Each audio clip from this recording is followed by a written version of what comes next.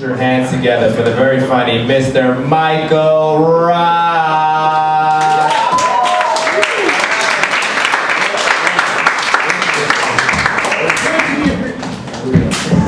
Great to be here tonight. So I'm sure some of you feel a bit weird at seeing a white guy such as myself dressed like this. But I reassure you this is not a yellow face act, so no, me not so solly. The reason I'm dressed like this is because I recently got back from China and I want to tell you a bit about my experiences there and what Chinese culture. For starters, Chinese culture teaches that the entire universe, every aspect of existence, is governed by an immense celestial bureaucracy. Immense celestial bureaucracy? That makes so much sense. No wonder everything in life is so fucked up. Another major difference are between China and the US are the waitresses. Let me explain. You know how if you go to a restaurant and the waitress sees you, gives you your menu and leaves you alone to order? That's not the case in China. Chinese waitresses will stand over you until you've ordered something.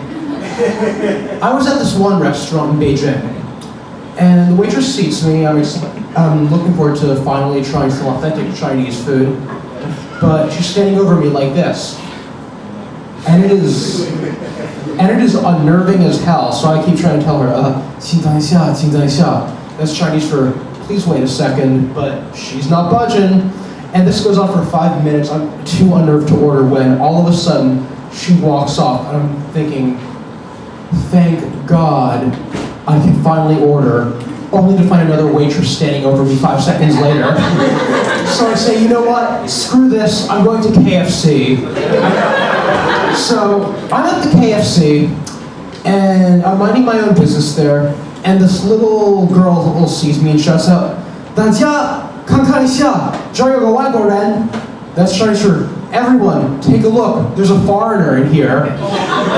And she didn't mean it in a racist way in the slightest, because here's the thing, in the US, you see people of all races. In China, everyone's Chinese. As a result, being a white guy in China is a bigger deal than being a Puerto Rican guy in Alaska.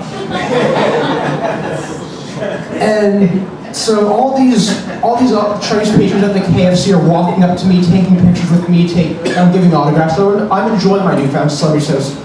When the girl's mother comes up to me and shoos them off and tells me in perfect English, I'm so sorry, sir, but we don't see many of your kind around here, so these reactions are very common. I try to be funny, so I say, you know what? I get this all the time where I'm from being Jewish, to which she just gapes at me and shouts at the other patrons, 大家你们都可以回来，外国人是犹太人. That's Chinese for everybody, you can come back, the foreigner's a Jew. Because here's the thing, Jews are the Chinese people's favorite kind of white people. So I was elevated from Puerto Rican and Alaska status to unicorn status.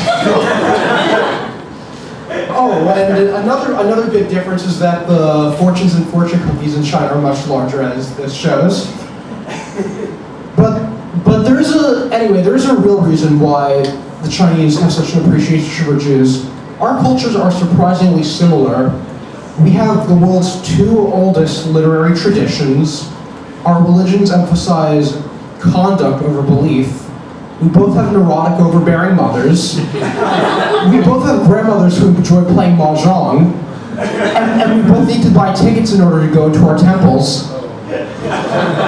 I think the only major difference between Jewish and Chinese culture is that the Chinese eat a lot of pork and the Jews feel guilty about eating pork. And another myth about China is that it's this Orwellian state where the government's always spying on you with all sorts of censorship. Bullshit. It is really easy to bypass their censors, and it's really not a big deal, so I was able to get news about stuff stateside. And while I was there, I heard the news that Chick-fil-A was expanding its base of stores, and this upset me. Do you know why? Because they make lousy chicken. And it's like, I don't get it, because I understand they're religious and they're closed on Sundays, but I've read the Bible and nowhere in there does it say, thou shalt not think of ways to improve thy cooking on the Sabbath. And there is one other difference between Jewish and Chinese culture. Alcohol is a big part of Chinese culture, and Jews can't handle their liquor, which, for any of you non-Jews in the audience who've ever had Manischewitz, that's why it's so syrupy sweet. We have to drink 4 cups of that stuff on Passover. If you gave made a Jew drink 4 cups of regular strength wine, they'd succumb to alcohol poisoning. But yeah, we can't handle our liquor. You want proof? Let me tell you a true story. I was at a party a few months ago. I only had 3 shots of tequila, and the next thing I can remember, I was waking up in my bed the next morning, completely naked, next to Lady Gaga.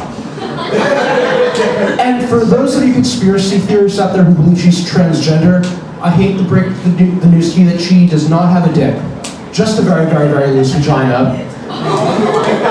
You've been a wonderful audience, thank you, and good night.